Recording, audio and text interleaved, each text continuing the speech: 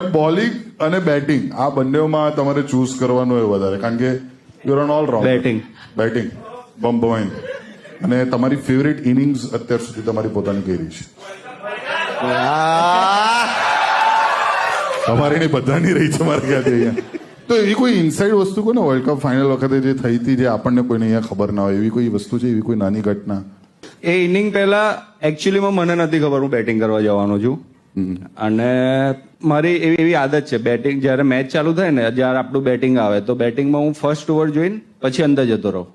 મારાથી મેચ ના જોવાય, કેમ કે કોઈક બીજો કેવું રમતો એનાથી આપણું પ્રેશર વધતું જાય કે સારું કંઈક થાય છે, શું થાય છે, આ થાય છે. એટલે હું એક ઓવર ખાલી જોઈ લઉં કે શું થાય છે, શું નહીં થતું, એ જોઈને હું પછી અંદર જતો રહું. અને હું જસ્ટ અંદર ગયો, વોશરૂમમાં હતો, એટલામાં સેકન્ડ ઓવરમાં રોહિતભાઈ આવ્યા. એટલે મેં કીધું શું થયું, સારું વિકેટ પછી રોહિતભાઈ આયા, પરસો વરસો તે મોડું